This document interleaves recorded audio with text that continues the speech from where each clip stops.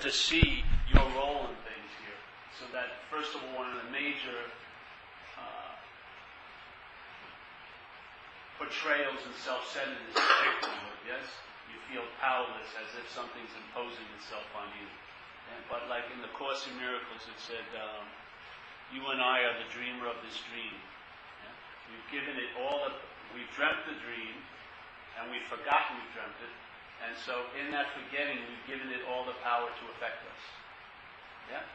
So we, in a sense, project this place, or give meaning to things, and then you respond or react to that meaning as if it's solid and real out there.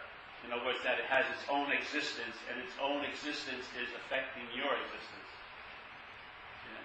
But really, it's almost like here. If today you're not in good shape, this could be a problem, yeah? I'm not saying this, but you're saying, yes, this. Ultra Vista can be a problem because you don't have an Ultra Vista. Your Vista isn't too ultra right now. It's very, very ordinary. So here, this could be a problem, yeah? And the next day, if I'm feeling pretty good, it's not a problem.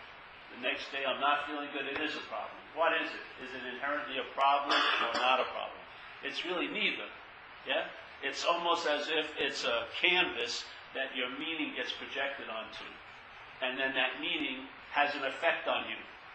You think it's the thing that's having an effect on you, but it's the meaning you gave that has an effect on you, yes? Now, many of us who have suffered from a mental disease called alcoholism, we have been reacting most of our lives from meaning things have been given, yeah? Internal things like thoughts as being real, yeah? Forecasts up here of being definitely, positively going to come to pass. Yes? Yeah? So a lot of things have been given meaning inside and quote-unquote outside as being real. So a lot of false evidence appears real. Yes? And people who are in recovery, when they've gone into recovery, one of the first things we do is we share what? We go to a meeting of people and we share or we don't share, but we hear other people share their feelings, their thoughts, and their reactions to life. Basically, that's what a share is. It's your feelings and your thoughts and a reaction to life, your reactions to life. And if you're sitting there and you have somewhat of an open mind, sooner or later, what you hear will only bring about two possible assumptions. Either, how did these people get my thoughts, my feelings, and my reactions? Yeah? Or they mustn't be my thoughts, my feelings, and my reactions. Now that's a quantum leap of understanding. When you see that what you're taking so personal as being yours and being solid and real, and the sense of terminal uniqueness has set in, which is really an incredible form of deep isolation. Feeling that you're unique and no one feels like you feel and no one can understand you. It's so unbelievable. You know, it's selfing in some of its glorious states. No one can understand what I'm going through. Give me a fucking break. When you hear other people have the same thoughts about things and the same feelings and the same reactions to life, then you get an incredible invitation. I may not be that. These may not be mine. That's the beginning of I may not be that. They may not be mine. These thoughts may not be mine. These feelings may not be mine. And if you sit around for a while and you entertain the principles of recovery, it may lead you to a point to see that what really you're reacting to is an interpretation of life from a system called self-centeredness.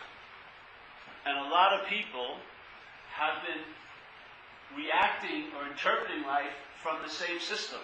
And so when you hear them share about what they think life is and how it feels and what they're thinking about and what they do, and then you'll see, hey, I do the same thing, and this person does the same thing, and you go to India, and someone who has alcoholism in India does the same thing. Yeah. And you go to Bali, they are doing the same thing, and all these different people, you realize, hey, I'm not really identifying with who they are, but what's taking them over.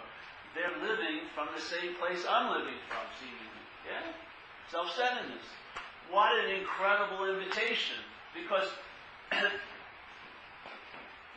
like, I'm speaking about recovery, you don't mind.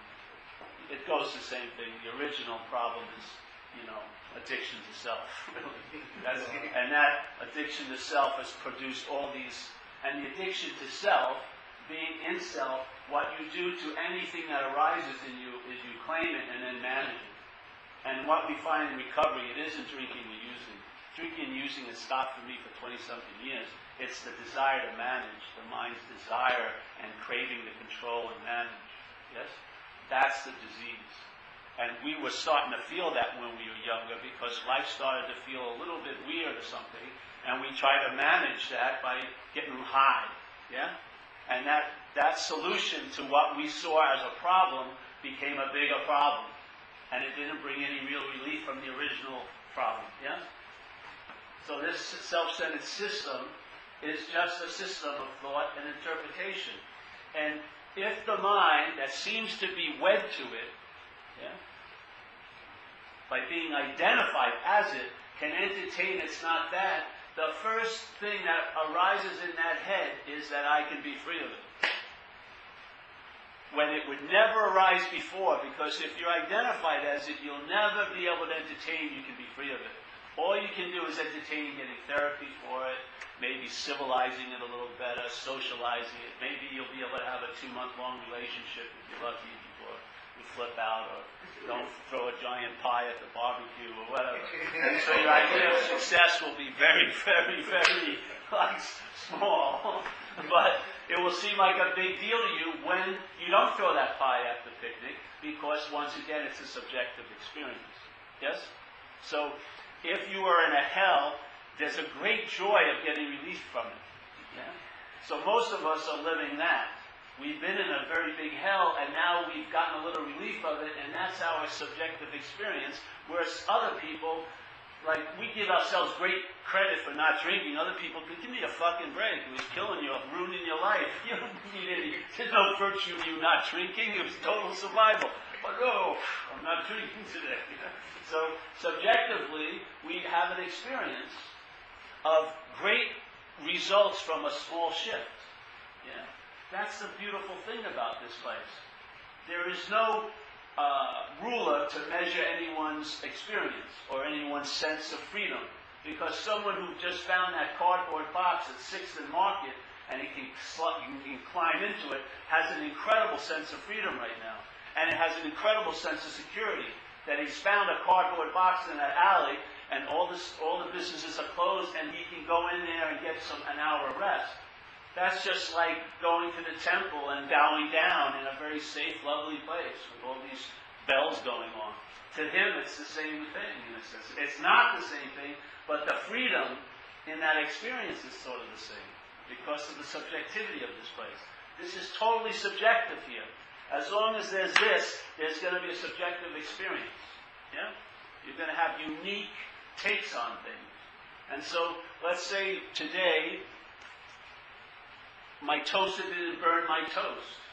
And it's always burning my toast, so there was a great relief in the toast not being burnt. Everyone said, where's the fucking relief in toast not being burnt? Well, if your toast is burnt every week, then when it isn't, there's a great sense of relief. That's what a lot of us are engaging in now.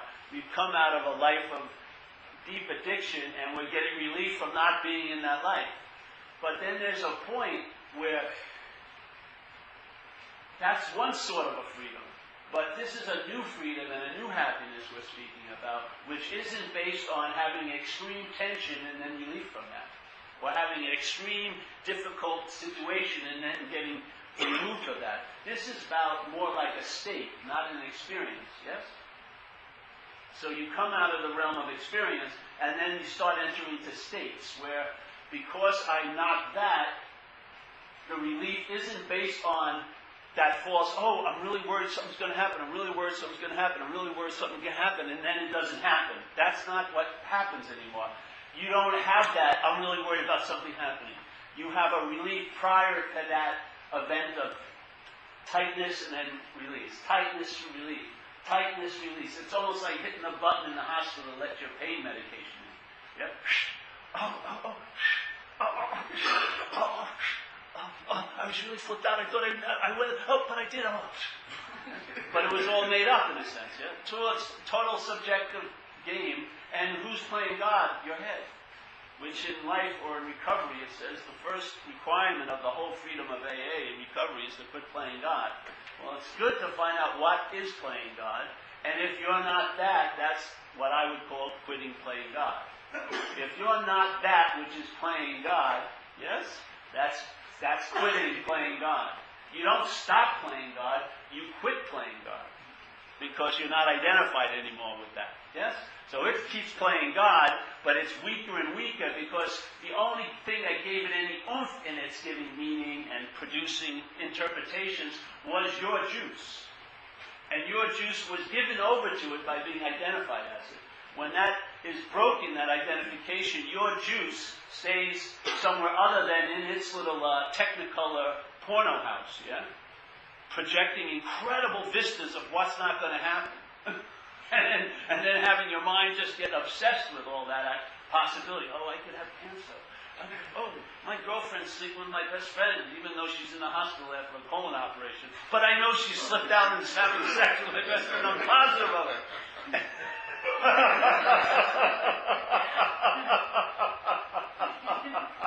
And it sounds ridiculous, but when you're in that theater, it doesn't. You're into it. You don't have any immunity to it. And it's fucking crazy when you hear someone else share it, but you're going, oh, yeah, in there. I'll be right with you after this is over. I'm going right back in there. What's going to happen to me next week? I'm not going to have money. Ooh. So the thing is, the whole point in here is, if you're tired of the product of your life, yes, the meaning that's been given to life, question where that meaning comes from. It's not coming from out there. There's no out there, first of all. There is no object called an illusion that's putting a sway over you. You are part and parcel and a participant in this thing. Yeah? You're giving meaning. Right while you're here, right now, there's meaning being given to life, not from any other place but right here. Yes? Right where you believe you're located is where the meanings are being given to life.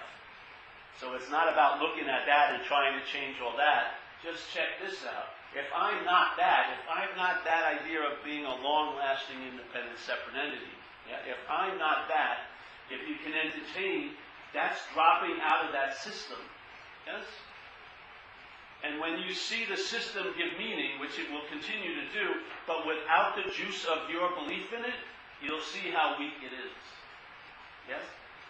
It will be very easy to have immunity to what's not happening because you'll be anchored in what's happening. And that is the sole greatest immunity to what's not happening, a recognition or awareness of what's happening. If you're always in there, then the only here that's up there is a mythical here. It's not really here.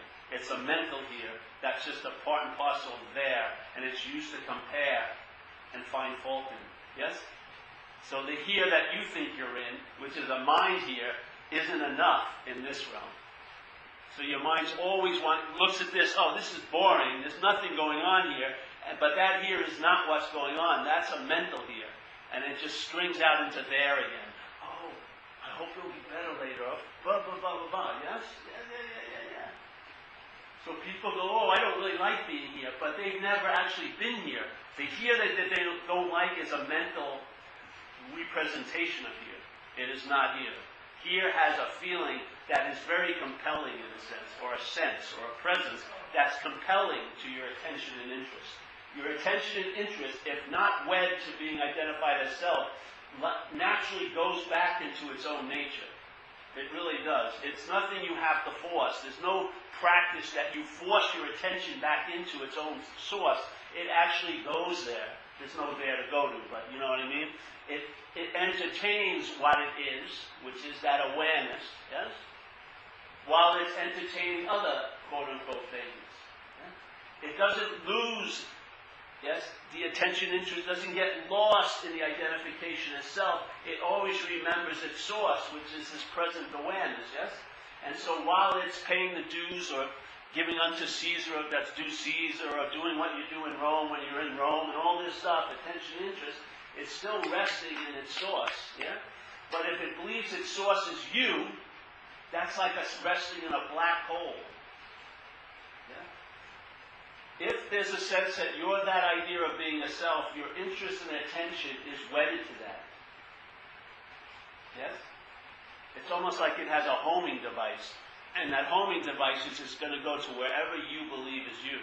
If you believe you're this presentation up here, your interest and attention is going to go there. And you may try to pull it away from there, you may try to do something to, break that bondage, but all of that is part and parcel of being it. Yeah? Because the tricky thing with this system of self-centeredness, it's not presenting itself to you, it presents itself as you. Yeah? Self-centeredness is not going, oh, here, Paul, this is a new system for your little format. Self-centeredness. Oh, isn't it wonderful? No. When it's presenting, if there's a feeling that it's presenting it to you, you've already bought the fucking system. You're already in self-centeredness. When it's a feeling that something's being presented to me, there's an invitation coming to me, that's self-centeredness. Yes? In other words, something is being seen as pertaining to you. Always. It's a perfect definition of the system, self-centered. So, something's happening. Oh, I've been entertaining a new way of life. That's selfing. Wow. It's just, they can be entertaining of a new way of life, but as soon as there's a you entertaining a new way of life, that's the old way of life. The new way of life is a part of the old way of life. Self can't get out of self. Oh, I bet you it can. No, it can't. There is no authentic self. This feeling and this drive to know and be something is part and parcel of the system called self-centeredness. It's not a natural, authentic feeling arising in you as an organic entity. It is not that. It's a production of the system that's driving, quote-unquote, you crazy. Yeah. So anytime you try to get out of the system, that's just another form of being in the system. We're on such a level that we don't even recognize maybe. Most of us are just in a consequential level in that system, yes? We know the shit hits the fan when after it hits us in the face. It's really, really very slow time. I mean, you're fucked, really. You're just at the consequences of things, yeah? If everything would just leave me alone, I'd be great. That type of attitude. It's just crazy. It really is. And you don't even know you're feeling. I mean, we have in recovery when you first come in. Hungry, angry, lonely, and tired. Start recognizing when you're hungry. Okay.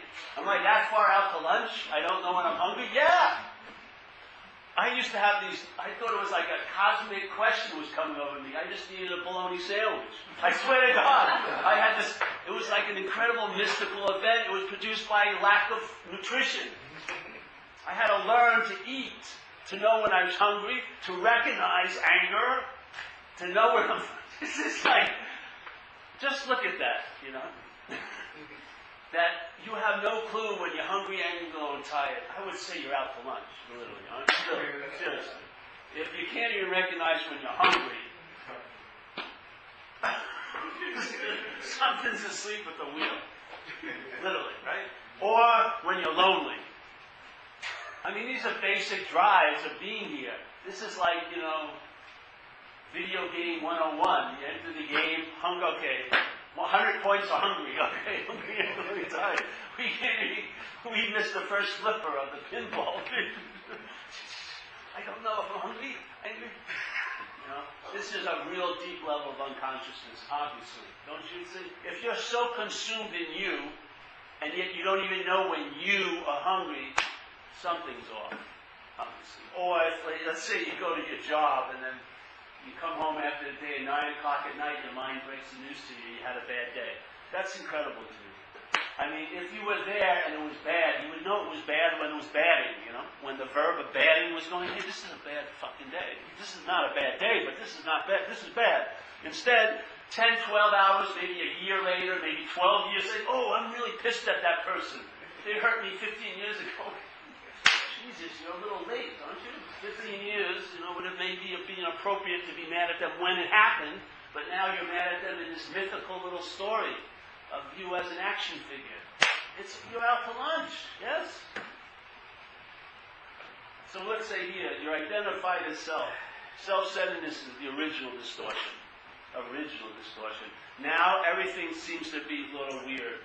And the distortion, geometrically, more distortion, more distortion, more distortion. Or ignorance begets ignorance, yes? So basically we're in the state of ignoring our own nature and living the life of a pseudo-nature called a long-lasting, independent, separate entity, a body. The story of what it's like to be a body here. Yeah? That's the whole center of self. And if you look at your thought system, how does your thought system present you to you as a body? Yeah? If you go back in the past and try to think about you, how do you think about you in the past as a body? Try to think of you as anything else. If you think of you as a spirit, it's you as a spirit, as a body. Yeah, I'm telling you. I've looked at it. And when you go into the future, and all those worryings, all those obsessing over you, appearing in the land of what's not happening, what do you appear as in that world of what's not happening? A body, yes? If you're taking yourself or relying on this system, you are a body. Are a body. Yes? And there's nothing more painful than when a body tries to become spiritual. Because primarily it's a body. It's like wearing Teflon and pouring like oil on yourself all day. Why isn't it soaking through? Why am I becoming totally saturated with this oil? Well, you're Teflon. You're identified as a physical object trying to become a non-thing. Give me a freaking break.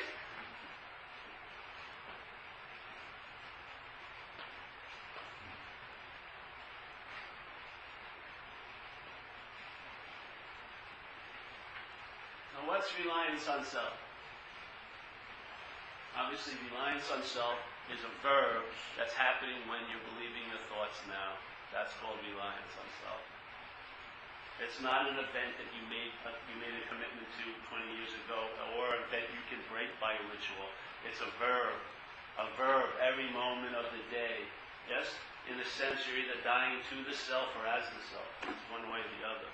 Dying as a self is you're believing your thoughts, which cast you as a body, and you're believing this place is being real, and then spirit is this really a non-factor basically, which you hope has some oomph that you can take advantage of as a body, really.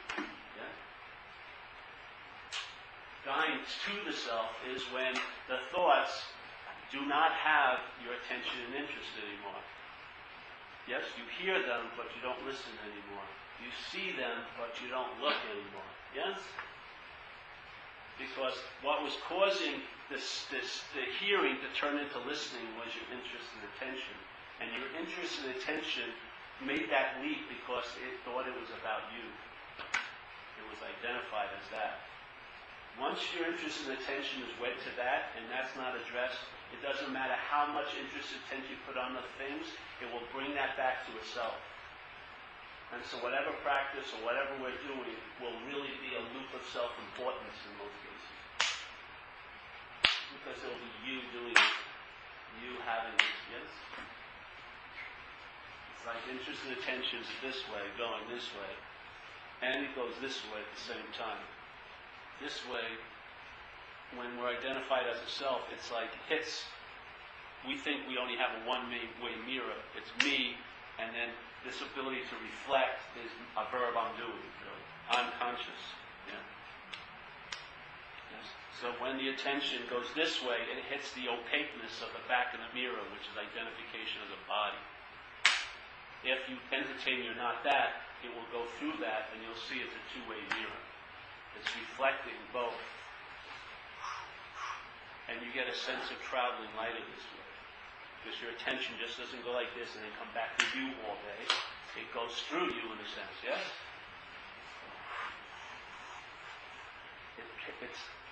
It breaks the imaginary straightness of the line and the abruptness of hitting a thing and stopping and then hitting another thing and stopping and just boom, boom, boom, boom, boom, self-importance. It breaks that, and you actually see, I wouldn't say it's circular because it's everywhere, but it's more like a circular thing going on. And that's like an irrigation or like an irrigation that's That pool can be stagnant or it can be moving. This is moving. This is stagnant. Because every time you meet something, there's a reaction. I know that. I know how this day's going to be. I know how she is. I know how this is. I know how that place is. Yes? There's no finding out anymore. All you're doing is fucking sleepwalking. Because everything you walk into, you think you know, don't you? At all costs, you do not want to be surprised. You want to have a sense of mental security. I want to know, even if it's miserable, it's a familiar, all right, I'm with that. It's all right with me. But that me isn't you. Yes? This is about that mental knowing, that mental sense of security is that this is a byproduct. You don't do this. When you entertain, you're not that. What happens is you'll be thrust in a mode of finding out, really. Like in Zen, they'd say you'd be in the I don't know mind, which is obviously open to what? Finding out. So you show up, just like you know in the day. If you take this day just to be the way it is, at 8 o'clock in the morning, let's say you dealt a deck of cards that day. The first card at 8 a.m. in the morning, you can't get the 4 p.m. card at 8 a.m., can you? Yeah? You got to play that card. You can't get the 2 o'clock card. You definitely can't get 2014 card. You know, but here you go, you get the card, you wake up, and you say, oh, I know how the day will be. Your mind wants to project on the whole card game and come to a conclusion, oh, I know what it's going to be like, fuck it. Yeah? Especially if it gets a deuce. Oh, it's just a fuck. I always get the deuce. I never get a queen. Whatever. It's this fucking story. And what it does, it nudes, yes, life. And so life gets to be to you something that's not worth knowing, really. It's not worth finding out. Yeah? Ah. And then what? Then you have to jump off of bridges to get a rush. Yeah? You got to have a menage or a 6-0 or something. You got to do some fucking crazy shit. Hang yourself just before asphyxiation and get fucked. Maybe you'll die, but hey, with a rush. I mean, we're out to lunch, really. Like fucking electric shock to feel like, hey, we're really doing something today. I mean, seriously. When I was 3 years old, I wasn't looking for a meditation practice. I wasn't reading Common Ground, that magazine, trying to find the next workshop to order online. Jesus Christ! I was awake and the immediacy of living was enough, more than enough. What happened?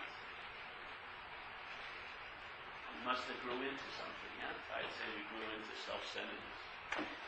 Our attention and awareness, not our awareness, but our attention and interest got captured by being appalled, yes? And have you ever met, I remember when I first got introduced to spirituality, obviously I had no idea of spirituality, I was 17 years old or something, but I had thousands of ideas about it. I couldn't fucking believe it. I met a guru. I'd never met any guru before, but when I met a guru, I had thousands of ideas of how a guru should be. Yes? And how they shouldn't be. And how me as a devotee shouldn't be and should be. Where did they come from? Not from my experience. I hadn't had any yet. Yes? They came from that catacomb of old ideas and thoughts, coming in the system of self-centeredness. Yes? I had the most incredible dilemma there. I met a guy, a guru, when I was young, like 20, and he was presented to me in the group as the Lord of the Universe. Pretty nice title, Lord of the Universe. Not like helper or friend or even teacher, but the Lord of the Universe. Now I have a concept of the universe, and I have a lot of concepts of the Lord, you know. But put them together, it's a pretty big concept, Lord of the Universe. So I got involved with this Lord of the Universe, and he taught us a form of meditation, which I liked. I meditated a lot. You know? I loved the meditation. But I didn't like the Lord of the Universe. Now here you go, in self-centeredness. The Lord of the Universe. Me. I don't like the Lord of the Universe. What does that make me? It didn't make me a nice thing. And though I was identified as a thing, it was definitely not a nice thing. Because who the hell would not like the Lord of the Universe? Someone very bad, very evil. And you know what? There's no escape from that kind of conclusion in self-centeredness. Just like when my father got ill when I was young. I got really ill when I was 6. And he used to play with me a lot, yeah? Play with me, just throw the ball and everything. And he was really participating in my life. Then he got ill. And when he got ill, he stopped playing with me. He couldn't hang out with me as much. So my family sat me down, I vaguely remember, and they told me, hey, Dad can't play with you as much as he used to. He's really ill. Yeah? And maybe the doctor, my home family doctor, came and told me. And it didn't matter how much people said, how I viewed it in here was, I must have done something to cause my father not to want to play with me. It didn't matter how much therapy I would have got. That was the initial sense felt thing. That's self-centeredness to the core, yes? Something's going on that has absolutely nothing to do with you, but when you look at it, it has to have something to do with you. Yes? It's the same thing with guilt and shame. In the course, they'd always talk about it, and I'm going to change the course just from my own opinion of it. But in the course of miracles, it would say the major thing that's happening here is really, truly self-centeredness. We all have ideas of beauty and love, yes, perfectness, bliss, light, yes. They're in there metaphorically or archetypically in the conditioning, yes. Heaven, if you want to call it that, the beyond, transcendence, utopia, nirvana, yeah. And yet, your daily experience is of this place. People beating each other up, or ripping each other off, abusing each other in intimate relationships, and some nice things, but a lot of shit goes on. Now, how is your little head going to make from that picture and this quote-unquote reality? You don't believe it's going to write you into the story, that you must have had something to do with this? If that's the possibility, and yet it's not happening, I must have done something. That was the whole basis of the Course in Miracles, the inherent guilt of believing you're the cause of separation. That you actually believe the space is real, that you're truly separate, that you were of that space of allness, but you've taken a choice and made this to be more important. Why do you think that's going to produce in the head of self-centeredness? I mean, huge. Some circles they call it the iron ball in the gut, the initial contraction of selfing. Yes? That contraction is guilt. Guilt. Oh no, look what I did. There is a God, but I have no recourse to ever know it again. Ah!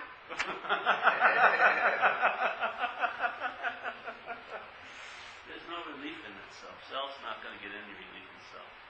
Temporary, but it's always temporary relief is actually a function of the long-term illness of self. Temporary relief is a function of the long-term illness of self in time. You'll get temporary relief here and there and there and there, but the dominant state will be disease. Yes? And the disease will produce a hope that it can get better, which produces expectations, which produces incredible disappointments, which creates more mental suffering. Yes? And so on and so forth. And your interest and attention get totally absorbed up the ass of self. Not self, self-thing. Yes? It gets sucked up there, big time, and you need a lot of relief up there. So seeking just is abounding. I know people that have been enlightened 3 times this lifetime. 3 times. They've announced it 3 freaking times that they're enlightened. Jesus Christ, I thought it would take maybe 1, 3. I don't believe it takes any, but 3 is going overboard. And another, I swear, they call me up every week, and they're onto another amazing thing. They just don't stop. Just looking, trying to get better. You don't see that as an illness? To me, it's a deep illness trying to get better. The need to be liberated is all from self. All from self. There is truly, out of selfing, there's no need to be liberated because nothing is seen to be inherently real. Yes? So why would you want to be liberated from it? Yeah? The liberation is from the need to be liberated. Yeah? You see that, hey, there's actually nothing really going on here. And then everything's going on. Yeah.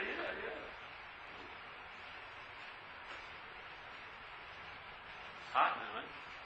You didn't know we were going to have Bikram yoga after this. We're having I gave up on just giving talks. Now it's nutritional advice. Qigong at 1:30 we've got fucking tantric, everyone likes that. Tantric practice. 3 o'clock we do pure vegan lunch. 4 o'clock, purification. 5 o'clock, walk around a temple or a statue 108 times. I'll keep your mind busy. This is being free, seriously. Freedom is when your interest and attention, to me, is broken from that bondage to self. And then you can just live wherever it goes. It's like, it's cooped up in the little farm of self, and now it's free range. Yes? Because it thrives in just being free range. It creates neuroses and incredible perversions in the mind when it's caught in this loop of self-importance. It really does. I mean, that's what causes your suffering to be so exquisite, is what's entertaining you. It's not the presentation of why you should be suffering. That's just thoughts or a feeling combined with thought. It's your believing in the thought and feeling that gives it the juice it has. It's your believing, oh, this is really so, what's it saying? That's what illuminates it or gives it life. There is no thing, there is no object called an illusion that's forcing itself on us. There is no object whatsoever here. This is a dream. This dreaming going on, this verbing going on. One of the aspects of this dream is selfing, but our attention and interest is absorbed in that, so it dominates all the other streams. Yes? Not that it dominates them, our interest and attention lights it up more than the others. So at the same time selfing is going on, there is all these other streams going on. Yes? And most of those streams have the center of that stream is not self. It's not self-centered. You know what I mean? If you're not identified as a self, whatever you contact, whatever modality starts downloading information from you, most of them are not centered as self. They don't have a self in it. Yes? So it's sort of like when someone takes a plant here and it affects the human consciousness.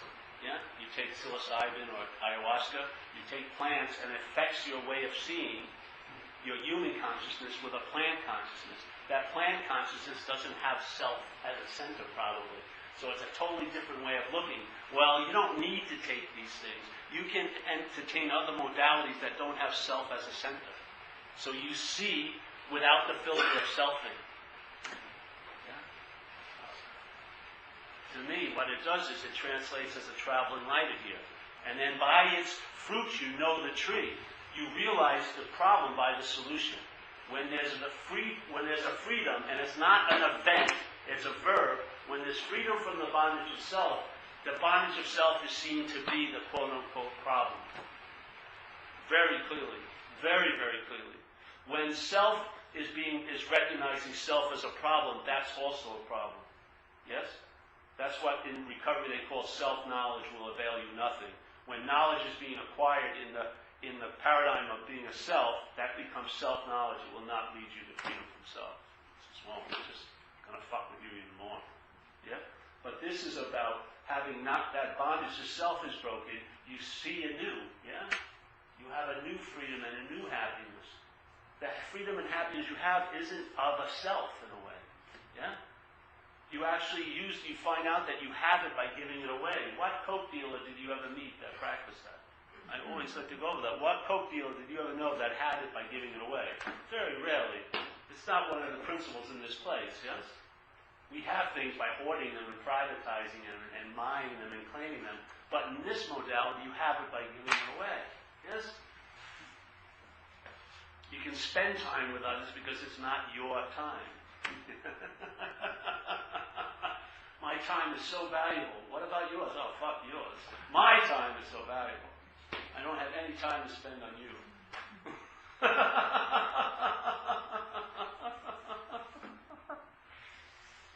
I don't know. You'll know the solution. You'll know the problem by the solution. And that's all you need to know. If I'm not that, what else is there to do? You don't turn and immediately drop into selfing again and go, all right, well, where am I? That's selfing. Yes? You're looking at yourself as a self. You're trying to find your authentic self something. All right, I recognize my false selves. Now where's my authentic self? They're the same thing. Dualistic thing. False and authentic. Same. This is just, I'm not that. What you are is that. You are, the seeing is of, I'm not that. That's what you are. That seeing is what I am. That's the closest I can define it. It's the seeing is what I am. And most of the time, what I'm seeing is what I'm not. Yeah? And after a while, you realize, I'm not a thing. You don't say this, it happens. It starts seeping in, yeah? And you travel as if you're not a thing, while appearing to be a thing. Pretty nice.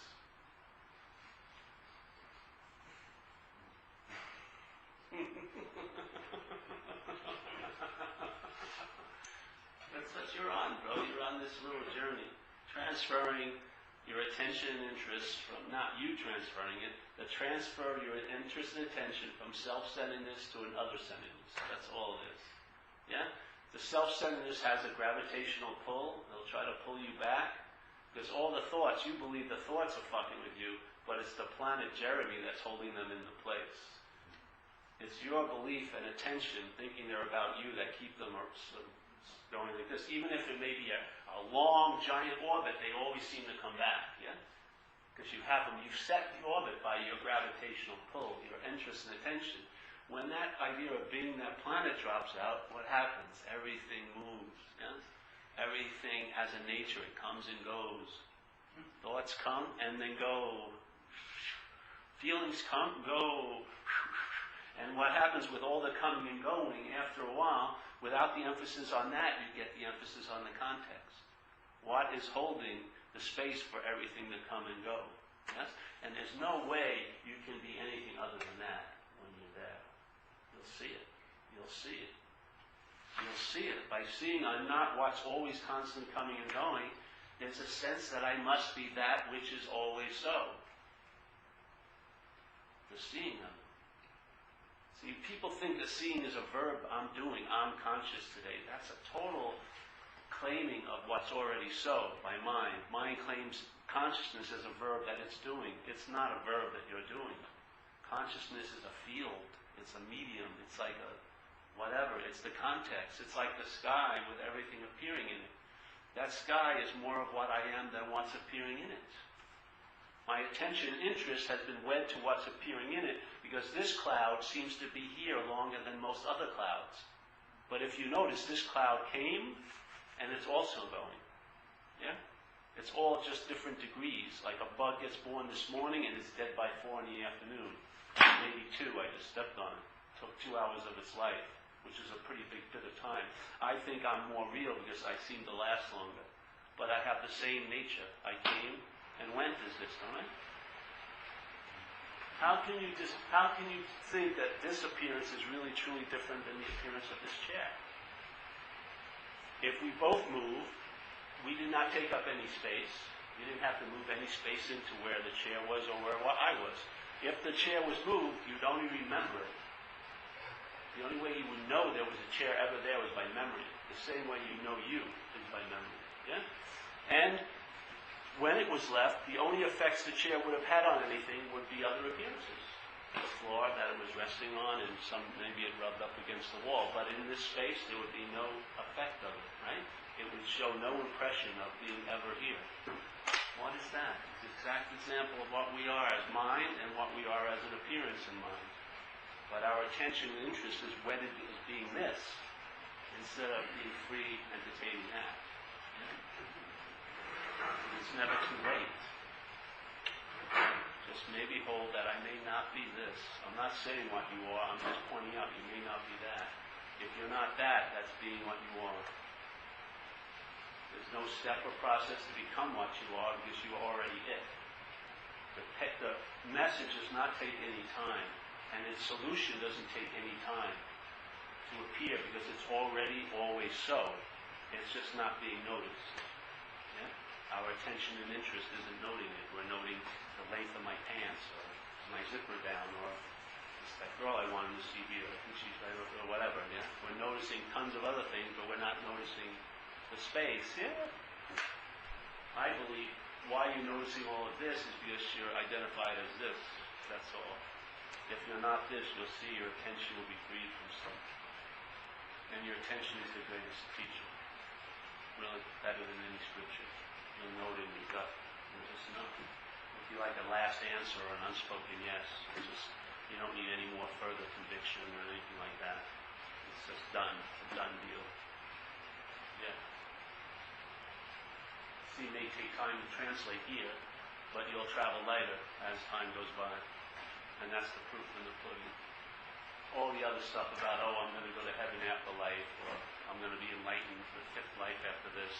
Who gives a fuck about that, really? Don't you want to just feel in ease and comfort now? Yeah. I would imagine, really, all these highfalutin ideas we give to it, but really it's just a dog shit satisfaction of mine. Satisfied. Something that doesn't come from an experience, but is a state, yeah? Feel pretty satisfied most of the time. Hallelujah, man, that's traveling lighter.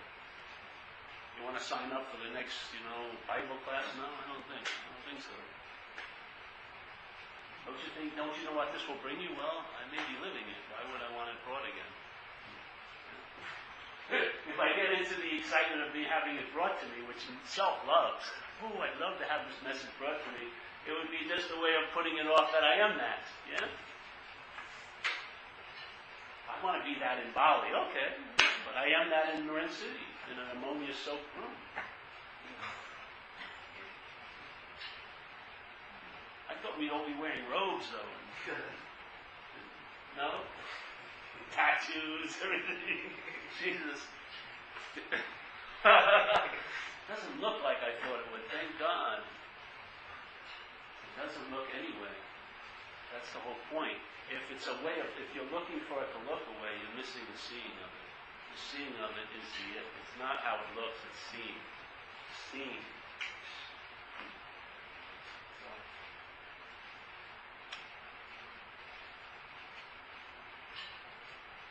Any questions today? I love my crew because I condition them never to ask questions. These other